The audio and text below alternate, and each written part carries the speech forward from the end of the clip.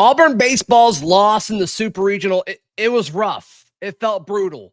But are we overreacting?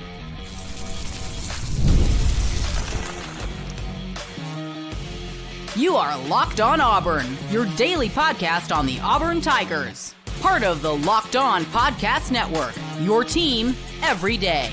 Yes, welcome on into Locked On Auburn, your daily Auburn Tigers podcast. I'm your host, Zac Blackerby, and thank you so much for making Locked On Auburn your first listen every single day. Lindsay Crosby of the Barn Auburn, and as well as many other places hanging out with us as we recap Auburn's loss this weekend in the Super Regional to Coastal Carolina. There's an interesting narrative and perspective going on that I don't fully agree with, and I want to hear your thoughts on that, Lindsay.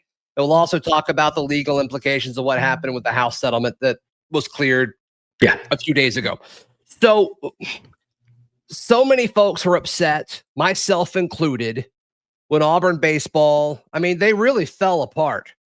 To me, I think the pitching fell apart towards the end of that game, too. I know they rallied back in the first game for the folks that stayed up and were able to watch it. But to me, it seemed like Auburn fans were more upset about this than I expected them to be, because a lot of them weren't paying attention to this baseball team until, a month ago. But part of that is time of the year and just overall, interest in college baseball. But I think it's good to some extent that Auburn fans were frustrated with this. I think caring about your college baseball team at that level is how you propel yourself forward. I'm not making any excuses for Auburn. I think Auburn was good enough to win this past weekend. Yeah. And there were some things that I think were questionable when it comes to, pitching or decisions or whatever it may be. Mm-hmm. But I think Auburn fans feeling the way that they did and lashing out the way that they did could be a good thing for the program moving forward. Yeah, I was surprised at some of the response on the Barn Baseball show, post-game show that Brad and I recorded after game 2. I was surprised at some of the comments. And to your point, a lot of people, we're better than Coastal. We should have beat Coastal. Collapse or criticizing individual decisions and things like that. I did see one person was like, fire the coach. I'm like, that's stupid. You're dumb. Don't do that. I've seen a shocking amount of that. That's absurd. Stop. That's absurd. Right. Like the coaches poll had Auburn like 13th in the conference going into the year, and they were one of the last 16 teams standing. Like 13th Butch Thompson's in the conference. Yeah. Keep Butch Thompson in Auburn as long as humanly possible. Yes. I will fund that raise myself if I have to. Listen. Mm-hmm. I think it's a sign that people understand that one of the points that we made last week is that this program, kind of like how basketball has, right? Now, the expectation for basketball is not make the tournament or get past the first weekend, right? The expectations for basketball are legitimate championship contender. Like, that is what people expect Bruce Pearl to do for basketball. And baseball is getting to that same point where, and I remember Butch said this the last time they went to Omaha. Butch said, just getting to Omaha is not good enough anymore. Like, we are better than just get to Omaha as a goal. Our goal needs to be contending for championships. And obviously this year you didn't make it to Omaha, but you were in a position to do that before you ran into and I don't know how realistic that is, right? Yeah. So he's been twice, right? Like I think he should feel that way 100%. I don't know if most people feel like, I care about Auburn baseball more than the average Auburn fan, I would think. And I don't know. I think Super Regional, sure. Like, I think Auburn should be in a Super Regional every year now. At this point, hosting a regional and probably being a national seed is probably the floor. I think that's a reasonable expectation at this for point. Auburn now. Yes. Yeah. And I told people going into the year, it was like, what is a reasonable expectation? I was like, this team can host a regional. This is a team that should be hosting a regional when the year is done. And people were like, are you sure? Like, yeah, I'm sure. They hosted a Super for the first time ever in program history. Yeah. Game 2, though, it was so interesting. So game 2 is the game that my dad and I went to. Yeah. and it was slammed. It was packed. And I mean, the weather, all things considered, was pretty good. And I don't know, it was like the perfect setting for Auburn to win. But really, the energy, like, it was way lower than I was expecting. I don't know if it was because you lost the first game and then they were trotting their ace out there who hadn't lost the game all year, and it just felt kind of grim. But I was shocked at like how little energy there was, because like those tickets weren't cheap. So like people were really sacrificing to, be a part of this historic, series. So I was a little surprised at that. And then, Auburn was up 1-0 for a big chunk of the game. And it just felt like Auburn was either about to break it open because they had a base runner in every inning, or, I mean, I think Coastal had bases loaded multiple times and like they were able to fend it off, and then it eventually broke. Right. Yeah. But it was interesting the way it felt in Plainsman Park. Yeah. Because did you feel that way? Was it less energetic than you were expecting on Saturday? So the energy on Friday was phenomenal. Sure. That was rocking. And I feel like Saturday, it started off really good. And when Auburn had a couple opportunities early and weren't able to cash them in, other than that one run early, it felt like it took a little bit out of the crowd. That in the heat, that was the hottest game of the year. I mean, I think it was 88 and only partially cloudy, so everybody's in the sun. You pretty sunburned. Did anybody offer you sunscreen on Saturday? Oh, we're doing this? Yeah, right now. Lindsay offered me sunscreen before the game. I turned it down. I am so cooked right now. It's crazy. Yeah. Yeah. I mean, just saying, like, see my skin? You said I would regret it. I scoffed at you. You're right. You're right. No ball and skin cancer. It's fine. But the difference for Auburn and for Coastal in this one, like, they both had opportunities to break the game open. Yeah, to get a little more into the baseball side of it for a second before the energy. The difference for Auburn and Coastal was Auburn got base runners, but it was a lot of 2-out base runners. And then Auburn ended a lot of innings with a strikeout. So they'd get 2 outs, somebody would get a base hit, a walk or whatever, and then they'd have a strikeout that would kill the inning. Coastal was getting a lot of their leadoff man on. That's right. And so it was just more stressful for Auburn's pitchers to go through. Like, nobody on 2 outs is, Butch Thompson likes to talk about, that's a sneaky, dangerous time for a college pitcher. Nobody on 2 outs, you've kind of relaxed a little bit, and all of a sudden a team can get some runs. But Coastal did a good job of coming back from whatever that slip up was that let a base runner get on and close it out. Auburn's pitchers just had to navigate the entire time. Andreas Alvarez did it. 4 innings, 4 hits, 2 walks. Yeah, he was great. He was not the problem. He was not the problem. Yeah. It was just one of the, and like Cade Fisher, 3 runs, only 1 of them was earned because there was an error at first base. Like, it just felt like Fisher never had control of like most of the important at bats. It felt like he was always behind. And credit to Coastal in the Friday night game, which again, they did finally end up winning, but they had a grand total over 5 1/3 innings against 2 lefties, Carson Myers before the rain delay, Griffin Graves after the rain delay. They had a grand total of 1 hit in 17 batters with 8 strikeouts. They could not hit the lefties. That's why Auburn went to Cade Fisher on Saturday, because he's a lefty. He's your most experienced lefty. You weren't going to bring Carson Myers back. Yeah. And they finally figured it out. Lindsay, but I really want to get into this narrative that I think is just wild and has blown me away, but you know way more about pitching personnel and decisions strategy than me. The Cam Tilley decision. I mean, I said it in real time. I was sitting with my dad. I'm like, he's going to walk the next 2 batters. He walked 1 guy, and then I don't even think he finished the next at bat before he was pulled. He didn't even start it. He threw 4 pitches all out of the zone. It was a walk, and they yanked him. I mean, it was like, it seemed like such a bad decision at the time. Like, what's the thought process there? For me, in the press box, when I saw that they had Tilly warming up, I was a little bit surprised. I thought they were going to go with somebody who's a little more reliably around the zone than Cam.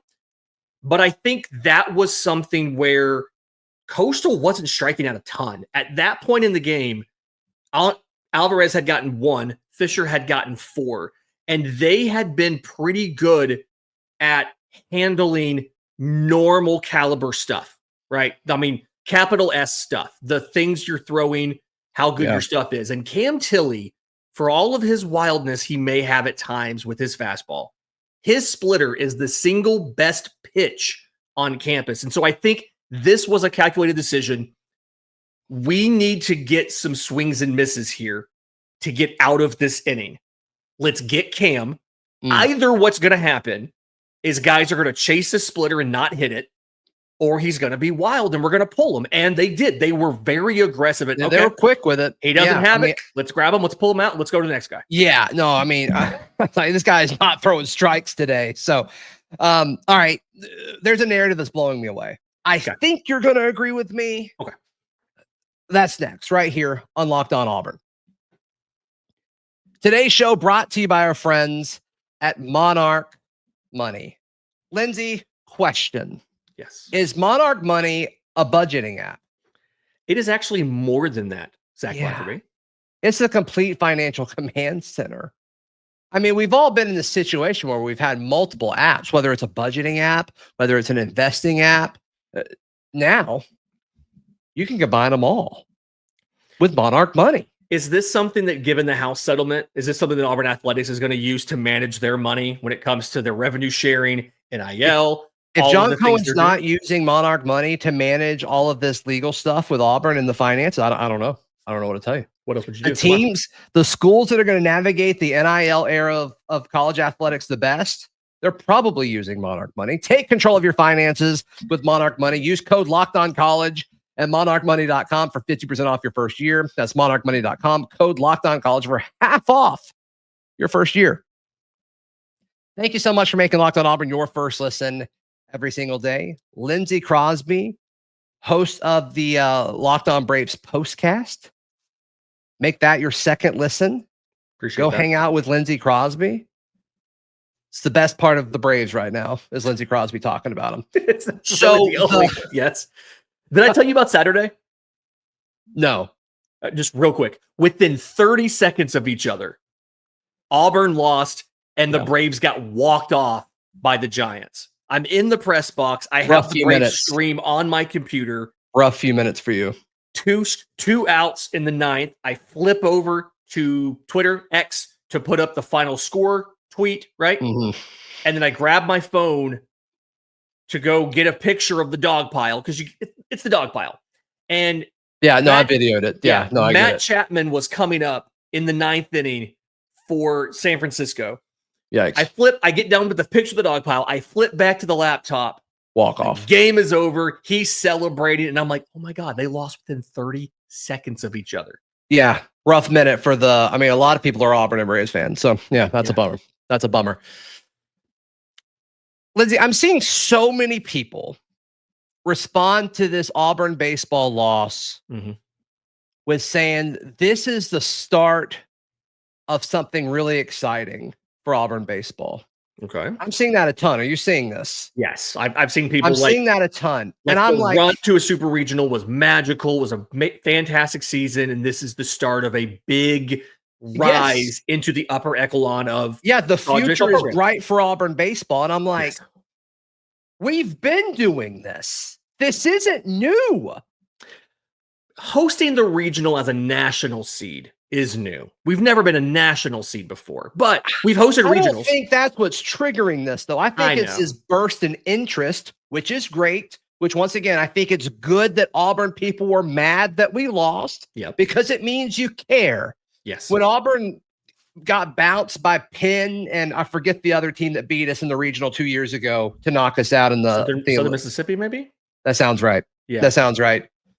There was a lot of indifference when that happened. And now it's like, oh, we care about this, which is great. Because if you care about it, you then work to support it and help make it better. I think we all agree on that.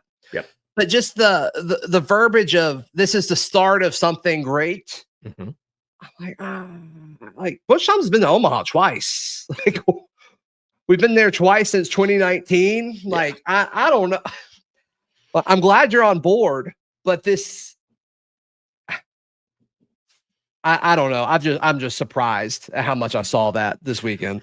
I think there's two factors to it, if I can real quick. I think one of them is it's a function of time and the fact that you did not have that 2020 season. So some people are still mentally saying before then you had a College World Series trip, and then after then you had a College World Series trip.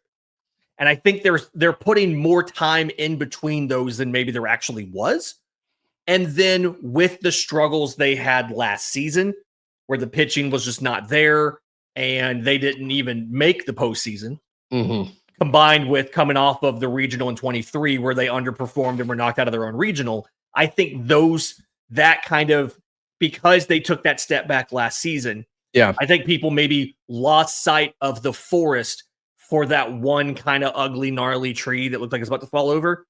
And they missed the fact that this is a giant forest that Butch Thompson is currently logging. This metaphor fell apart. But the point is, he's watering all the trees. He's grown the farm. Right. There you go. Yeah. I don't know. I was trying to use the visual of a large expansive. No, you said logging in a sentence. Yeah. That was really cool. Yeah. Thanks. No, I feel like that's what it is. But to your point, like Butch Thompson has as many College World Series trips as any other head coach at Auburn has had. More than same number as Paul Nixon, number as Hal Baird, but he's also coached a lot less years than those guys have. And granted, the super regional format's not the newest, but Butch Thompson was the first to ever host a super regional in Planton Park. Right. And I do think some of it too is all of the additions that they made. And by additions, I mean ballpark stuff, right? New seating areas on top of the War Eagle wall and all of those things, I think kind of brought in some more fans that haven't been those heavily invested fans. Yeah, and statistic. I mean, they've shattered all of their attendance records. 100%. I mean, that is factual. Because of that, I think there's people who have only really known them. Like they know, oh, hey, Auburn did all this new stuff in the ballpark. Auburn hosted a super regional for the first time. They weren't in the postseason last year. This must be the start of something awesome. When in reality, they took a small step back from their climb into something awesome that they've been doing really since Butch Thompson got here. Yeah. And once again, like I'm not trying to gatekeep Auburn baseball fandom. Like I think it's great. I love how many people cared about it the last few weeks. I have never had as many people stop me in the ballpark because they have watched me on here, watched me on the Barn Baseball Show, and just know more about baseball than they used to know. People who, I mean, every possible age, demographic, everything. And they're like, hey, we're really enjoying all of the baseball stuff. We've learned a lot about baseball this year. I'm like, hey, I love to hear that because those players, that coaching staff, they deserve your support. 100%. 100%. And you and I have had this conversation before too. We're like, would love to do more, but like nobody clicks on it. Like it's not worth it. It's hurting your channel if you do it because it's a bad performing show. And that's not really the case anymore. I mean, at least over the last month or so, the peak of the season. Can we do that in, March? I don't know, but it's still been cool. I'm probably not doing a post-game show in non-con play in February. Right. But is there maybe an audience to do one of those in SEC play? Yeah, when they host LSU or something. Yeah, there might be. Yeah, that's what I'm kind of learning, and we're gonna figure that out as we go. But this is something we're like, to your point, the demand is there. We did post-game shows after regionals, after all 3 days, and I just went back to go look at this. Over 5,000 people watched the 3 post-game shows. Never mind, downloaded the audio. Like 5,000 people for 3 baseball podcasts on a show that didn't even start until February. True. Like you get 5,000 people on Locked On Auburn. You've been doing this for. I'm pretty sure the first guest ever on the show was actually a young Bo Jackson who was in college at the time. You've been doing this for a long time, but like the reaction's been fantastic, and I want to continue this. Yeah, no, there's interest in it for sure, Yeah. for sure, and I'm sure you guys will update it with, all the portal additions and all We that. have 'Cause we they're have getting more stuff after coming it. this week. Yep. They are getting We're after not it done. for sure. All right. Well, there's one other thing that it was my least favorite thing that happened this weekend that I want to discuss, and then also just the legal implications of the House settlement and how it impacts everything we're talking about next. Okay. Right here on Locked On Auburn.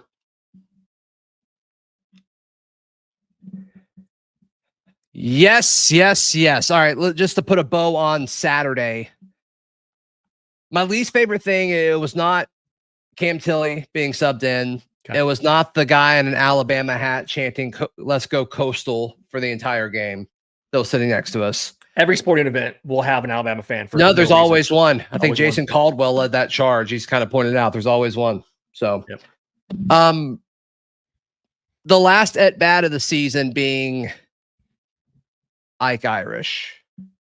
And that being how that was, I mean, that's probably his last at bat. We'd be shocked if that wasn't his last at bat as an Auburn Tiger, right?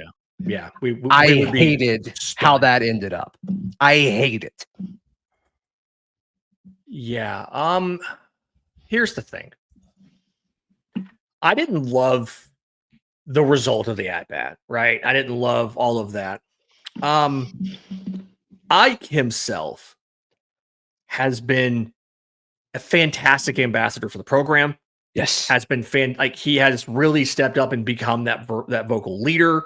Mm-hmm. And I talked to a lot of people close to him last weekend, last weekend, and all of that, including after the game. To your point, I would be surprised if we saw him playing at Auburn anymore. Talking to MLB people, I mean, there's a thought process that, like, I'll say it here just so it's on the record. I think his floor is probably 16 to Minnesota. Like, he'll be a first half of the first round draft pick. Yeah, I mean, we're looking at a top 20 pick. Yeah. I mean, we don't get a lot of those. We don't see a lot of those.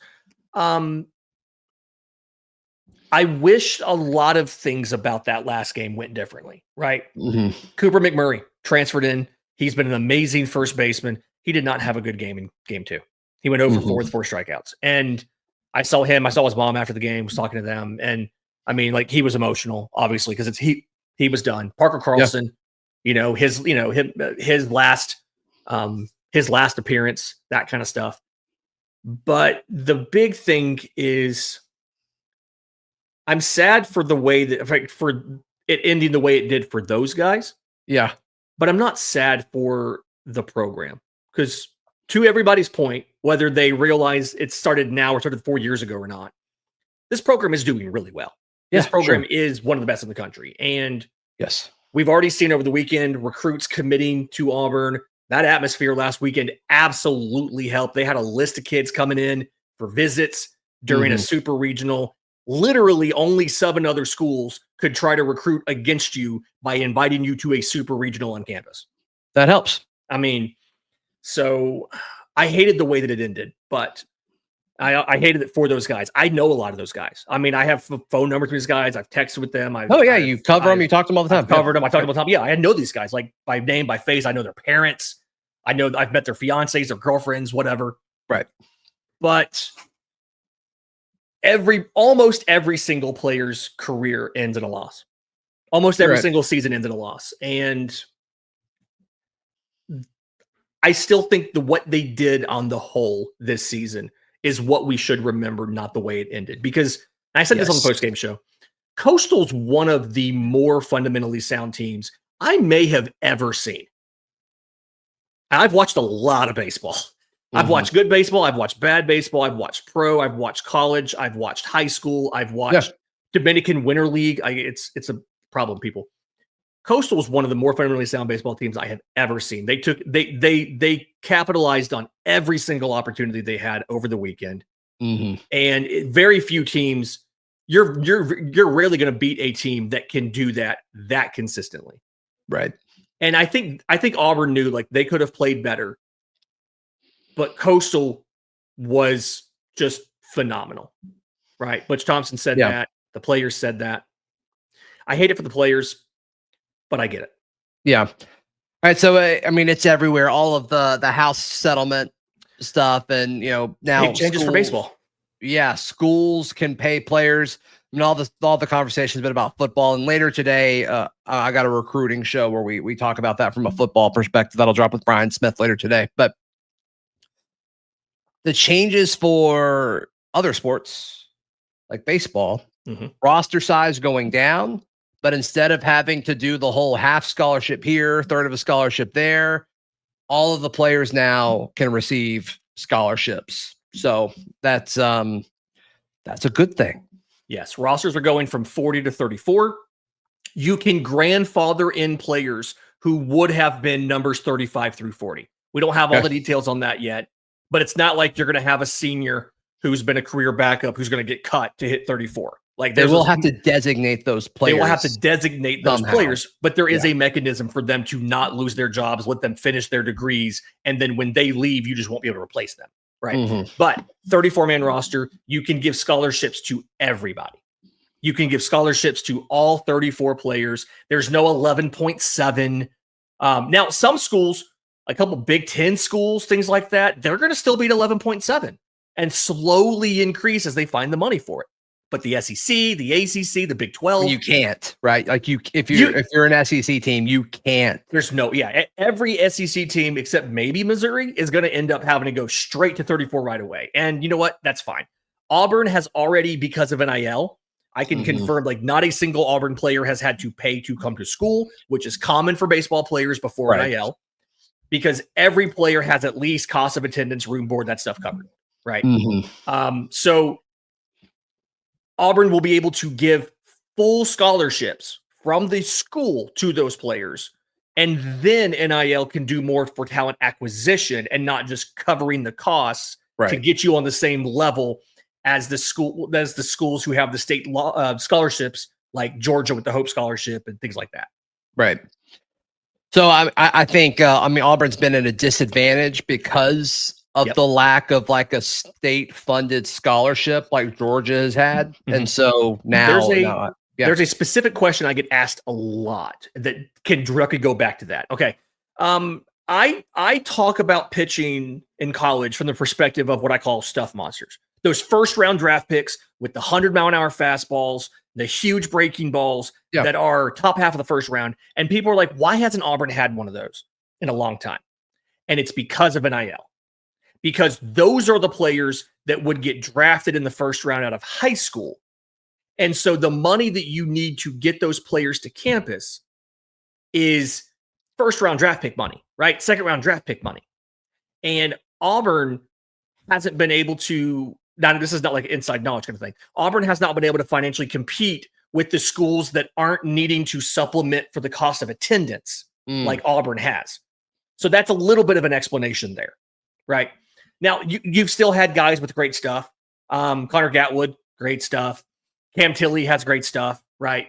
But the reason you see all of these first-round picks every year out of your LSUs, LSU had 2 high school recruits last year that they said, the first one of you who withdraws from the draft and comes to campus, we will give you first-round draft pick money to come to campus.